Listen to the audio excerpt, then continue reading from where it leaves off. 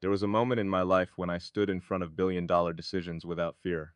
But I was terrified of one simple conversation with the woman I loved. People think success removes fear. It doesn't. Sometimes the higher you rise, the heavier your secrets become. And tonight, I'm finally ready to tell the truth I've hidden for years. This is not about business, not about money, not about fame. This is about love. The kind of love that changes your future forever. What I'm about to reveal almost destroyed my marriage, my peace, and the person I had become. If you've ever loved someone deeply, if you've ever carried a secret so heavy it kept you awake at night, then stay with me until the very end.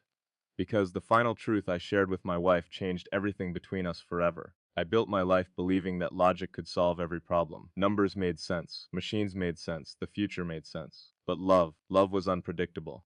When I met her, she didn't care about my ambitions, my plans, or the world I wanted to create. She looked directly into my soul and saw the exhausted man hiding behind the dream. That terrified me more than failure ever could. For the first time I met someone who could see beyond the image people admired. She saw my loneliness, she saw the sleepless nights, she saw the pressure I never admitted to anyone else, and somehow instead of running away, she stayed. That was the moment I realized real love isn't about finding someone impressed by your success. It's about finding someone who still holds your hand when success stops feeling meaningful. As the years passed, my world became louder. Cameras followed me. Expectations grew. Every decision carried pressure. People believed I had everything under control. But behind closed doors, I was fighting battles no one could see. There were nights when I sat alone, wondering if I was losing myself while trying to build the future. And during all those moments, she remained the calm in my chaos. But the problem with carrying pressure for too long is that eventually you start hiding parts of yourself, even from the people you love most. I convinced myself I was protecting her by staying silent. I told myself she didn't need to know how broken I sometimes felt inside. But silence creates distance, and distance quietly destroys relationships. The more I hid my struggles, the more I felt like I was standing beside her physically while emotionally drifting miles away. Then came the night everything changed. She looked at me with tears in her eyes and asked a question that shattered me completely. She said, "Why do I feel like I'm losing you, even when you're right here beside me?" That sentence hit harder than any criticism, failure, or public attack I had ever experienced. Because deep down, I knew she was right. I had become addicted to chasing the next mission, the next goal, the next impossible dream. I was giving the world my energy while giving the woman I loved only the leftovers of my heart. And in that moment, I realized something painful. Success means nothing if the person you love feels alone while standing next to you. That night, I finally told her the secret I had hidden for years. I told her I was scared. Scared that one day I would wake up and realize I had built incredible things while destroying the most important relationship in my life. I admitted that despite all my confidence in public, there were moments I felt empty inside. I confessed that sometimes I pushed people away because I feared becoming emotionally dep on anyone. For the first time in years, I stopped pretending to be unstoppable. And instead of judging me, she cried and held my hand tighter. She told me something I will never forget. I never needed you to be perfect. I only needed you to be real. In that moment, I understood the greatest lesson of my life. Love doesn't grow through perfection. It grows through honesty. After that conversation, everything changed between us. Not because our problems disappeared, but because the walls between us finally collapsed. I started making time for the moments that truly mattered. Quiet dinners, late-night conversations, simple laughter without distractions. I learned that the future I was trying to build for humanity meant nothing if I ignored the human heart closest to mine. People often ask what the greatest achievement of my life is. They expect answers about technology, innovation, or changing the world. But the truth is far simpler. My greatest achievement was learning how to love someone without hiding behind ambition, ego, or fear. So tonight, if you're listening to this while carrying a secret in your heart, let me tell you something important. Don't wait until Senki-e destroys the people you love. Don't assume strength means hiding your emotions. The strongest thing a person can do is tell the truth before it's too late. Because at the end of the day, the world will remember your success for a while. But the people you love will remember how you made them feel forever. And if you are lucky enough to have someone who stays beside you during your darkest moments, protect that love with everything you have. Because real love is rarer than genius, rarer than fame, and more valuable than anything money can buy. There was a moment in my life when everything I had built looked perfect from the outside. Yet inside I felt something quietly breaking that I could not explain to anyone. People saw success, progress, innovation, and control. But they never saw the nights where I sat alone staring at a future that suddenly felt heavier than I ever imagined. I used to believe that if you work hard enough, think long enough, and push far enough, everything becomes stable, predictable, and manageable. But life doesn't work like that when emotions enter the equation, especially not love. Love changes the structure of everything you thought you understood. I remember the first time I realized that even the strongest mind can feel powerless in front of one honest relationship. It didn't come as a dramatic event. It came quietly in the form of silence between conversations, in the way someone you care about starts noticing what you're not saying more than what you are saying. That silence was louder than any public attention I had ever experienced. It followed me into rooms, into meetings, into achievements that were supposed to feel like victory. But instead of celebration, I felt distance growing between me and the one person I never wanted to lose. The strange thing about building a life under pressure is that you slowly start believing you must hide your vulnerability to protect others. I told myself that sharing less would mean worrying less. I told myself that being strong meant carrying everything alone. But I didn't realize that silence is not protection, it is separation. Every unspoken thought created a wall I didn't see forming, and the more I focused on external goals, the more I felt an internal gap widening, something I could not measure, something no achievement could fill. Then came the moments I could no longer eye or ignore.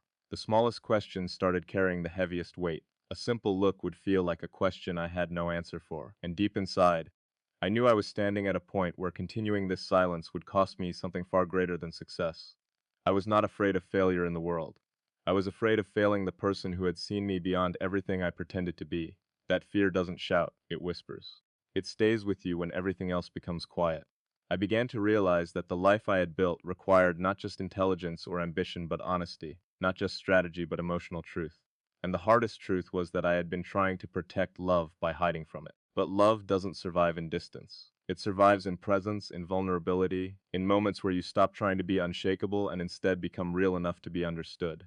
That realization didn't come as a solution. It came as a confrontation with everything I had avoided saying out loud for a long time. I built my life believing that control was the highest form of strength.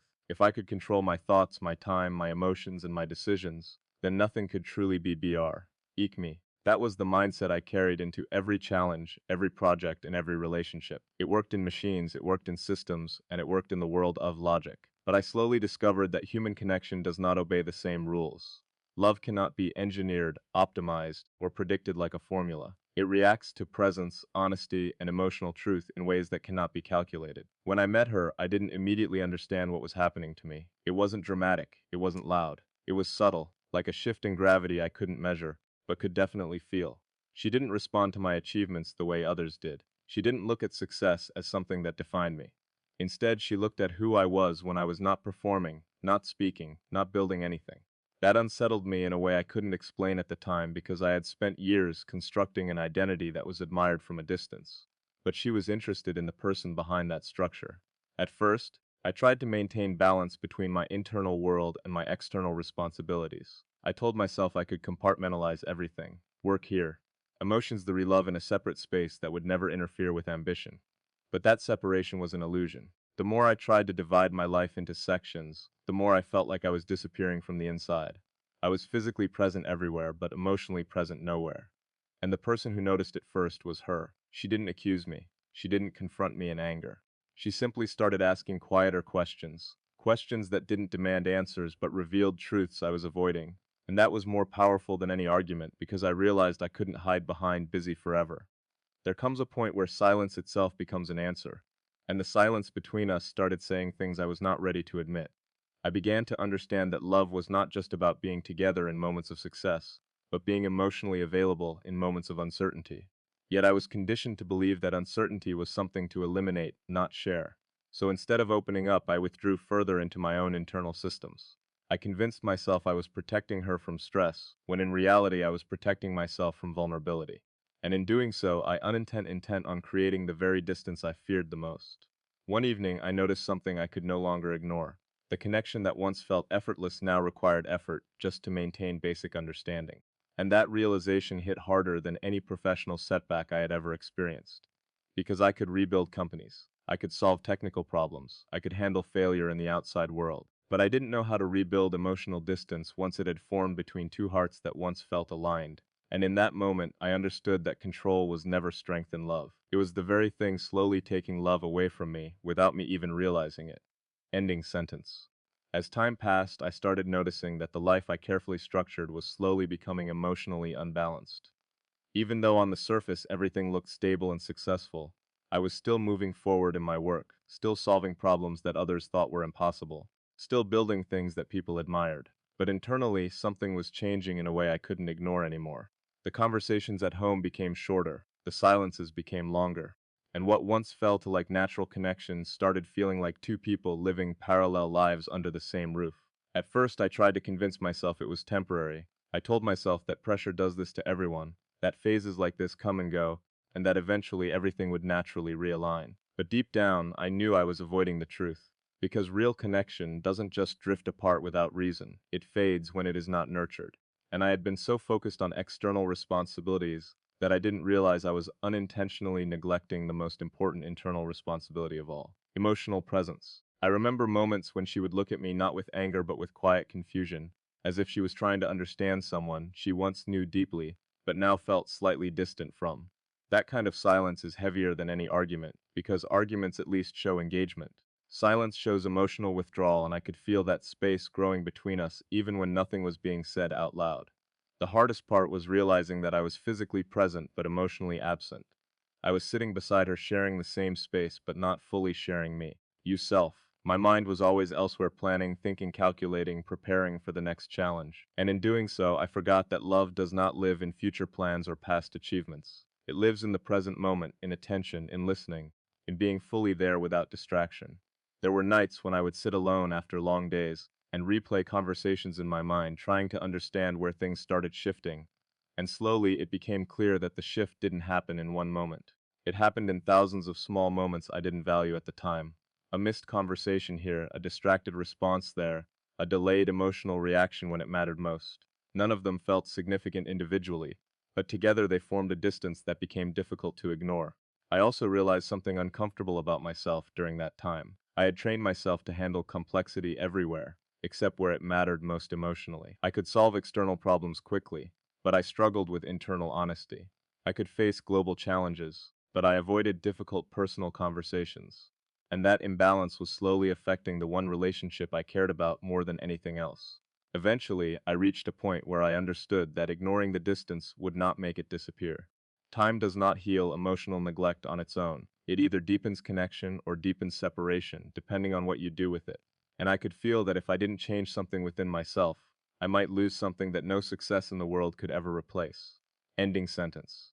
There came a point where I could no longer pretend that everything was fine, because pretending it started costing me more than honesty ever could. I would wake up in the middle of the night with a strange heaviness in my chest, not from exhaustion, but from the weight of everything I had left unsaid. It is a strange kind of suffering, when your external world is celebrated, yet your internal world feels like it is quietly collapsing. I had experienced pressure before, but this was different. This was not pressure from the world. This was pressure from my own silence. Every interaction started feeling like it had two layers. On the surface, everything appeared normal: conversations, routines, shared space. But underneath, there was an unspoken tension that neither of us fully addressed. I could sense she was holding back questions, and I was holding back answers. And that mutual restraint slowly turned into emotional distance. Not because we stopped caring, but because we stopped expressing what we felt in its purest form. And when love stops being expressed, it starts becoming assumption instead of connection. I tried to distract myself by focusing even more on work, convincing myself that if I just pushed harder externally, internally, things would somehow stabilize on their own. But that strategy only made things worse, because the more I escaped into responsibilities, the more I realized I was running away from the one conversation I needed to have the most. And deep down, I knew that no amount of achievement could fix what silence was slowly breaking. There was one particular evening that changed everything inside me. It wasn't planned, it wasn't dramatic, it was quiet. We were sitting together, and I could feel a distance that words had created over time, without either of us fully acknowledging it. She looked at me differently that day, not with anger but with exhaustion, and in that moment I understood something: pain or full. Sometimes love doesn't leave suddenly, it just becomes tired of waiting for honesty that never arrives. That night I could not sleep. I kept replaying every moment where I chose silence over truth, thinking I was being strong when in reality I was just avoiding discomfort. And for the first time, I stopped analyzing outcomes and started confronting emotions. I realized that if I continued this path, I might achieve everything externally and still lose the one person who understood me beyond all of it. That realization broke something in me, but it also awakened something I had been suppressing for too long. So I made a decision that terrified me more than any professional risk I had ever taken. I decided that I would no longer hide behind controlled conversations or partial truths. I would tell her everything I had been carrying inside. The fear, the distance, the emotional exhaustion, and the truth about how disconnected I had become from myself while trying to manage everything else.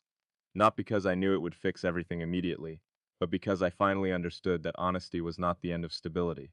It was the beginning of real connection. And as I prepped, I armed myself for that moment. I realized that the hardest battles are not fought in public or in systems, but in the quiet decision to be emotionally seen by the person who matters the most. Ending sentence. The moment I finally decided to speak honestly, I realized that courage in personal life feels completely different from courage in professional life. In the outside world, risks are calculated, measured, and often supported by data or strategy. But in matters of the heart, there is no formula that guarantees safety. You are not presenting an idea, you are revealing yourself, and that is far more vulnerable than any decision I had ever made before. I remember sitting there aware that what I was about to say could change everything between us. Not in a dramatic, cinematic way, but in a deeply human way where understanding could either be rebuilt or broken further. For a long time, I had believed that protecting someone meant hiding the parts of myself that felt uncertain or weak. But I had slowly learned that people do not feel protected by silence. They feel excluded by it. An exclusion, even when unintentional, creates distance that time alone cannot fix. When I finally started speaking, it wasn't structured or rehearsed. It came out in fragments like thoughts I had been holding inside for too long, finally finding air. I talked about the pressure I had been carrying not just from the world but from within myself. I admitted that I had been trying to appear emotionally strong by avoiding emotional honesty. And in doing so, I had unintentionally created a version of myself that looked stable on the outside, but was disconnected on the inside. As I spoke, I could see her reaction shifting, not into judgment, but into realization. And that realization carried its own emotional weight. Because sometimes the hardest thing for someone to hear is not that you are struggling, but that you have been struggling alone while sitting right beside them. That kind of emotional distance hurts in a way that is difficult to describe. It doesn't come from betrayal. It comes from silence that lasted too long. There was a moment during that conversation where I paused, not because I had nothing left to say, but because I finally understood something important. I had spent so much time trying to manage perception that I had neglected connection. I was so focused on being understood by the world that I stopped making sure I was understood at home. And that imbalance had quietly affected everything I thought was stable. But what surprised me most was not the fear I felt. It was the relief that followed honesty. It wasn't immediate healing, and it didn't magically erase the distance between us. But it created something that had been missing for a long time. Truth in the space between us. And truth, even when difficult, has the power to rebuild foundations that silence slowly weakens. That night didn't solve everything, but it changed the direction of everything. Because once honesty enters a relationship, even after distance, it creates the possibility of rebuilding instead of drifting further apart. And I realized that love does not survive perfection. It survives truth. Especially when that truth is difficult to say but necessary to hear. Ending sentence. After that conversation, something subtle but deeply important began to change between us. It wasn't an instant transformation, and it didn't erase all the distance that had built up over time, but it created something I had almost forgotten existed between two people who truly care for each other. Understanding is not loud. It doesn't announce itself. It grows quietly in the space where honesty finally replaces silence. In the days that followed, I started noticing the difference in small moments rather than big gestures. Conversations became less guarded. There was less hesitation in words, less emotional filtering, less fear of being misunderstood. I realized that when two people stop protecting illusions and start sharing reality, even difficult reality, the connection becomes more grounded. It may not always feel comfortable, but it feels real. And real is what had been missing. I also began to reflect on how easily I had mistaken emotional distance for strength. For a long time, I believed that being strong meant carrying everything internally without showing vulnerability. But I slowly understood that emotional isolation is not strength. It is separation. True strength is not in hiding what you feel, but in being able to express it without fear of losing respect or love. That shift in perspective changed how I approached not just my relationship, but how I understood myself. There were still moments of uncertainty, moments when old habits tried to return, where silence felt easier than explanation. But I started catching myself earlier. Instead of withdrawing, I would pause and choose to speak. Instead of assuming understanding, I would choose clarity. These choices seemed small individually, but together they started rebuilding trust that had quietly weakened over time. What struck me most was how much emotional honesty can reshape perception. The same person who once felt distant began to feel closer again. Not because circumstances changed dramatically, but because communication did. I realized that love does not always need grand solutions. It needs consistent truth, not perfect truth, not polished truth, honest truth shared in time. And in that process, I understood something that stayed with me deeply. The most important relationships in life are not maintained by avoiding conflict or hiding imperfections. They are maintained by the willingness to stay present, even when conversations are uncomfortable, because avoidance creates distance. But honesty, even when difficult, creates connection. Looking back, I don't see that phase as a failure anymore. I see it as a correction, a moment where I was forced to recognize that success in one part of life cannot compensate for emotional absence in another. And more importantly, I learned that love is not something you protect by staying silent. It is something you protect by staying real. In the end, what I gained was not just clarity in my relationship, but clarity within myself. I understood that no achievement, no ambition, and no vision for the future means anything if you lose the ability to be fully present with the person who matters most in your present ending sentence. In the end, what I came to understand is that life is not truly measured by how much we build, how far we go, or how many people recognize our success. Those things matter, but they are not the deepest measure of a life well lived. The real measure is much quieter and far more personal. It is found in the relationships we protect, the honesty we are willing to speak, and the moments where we choose truth over comfort, even when it is difficult. I once believed that strength meant having answers for everything, staying composed no matter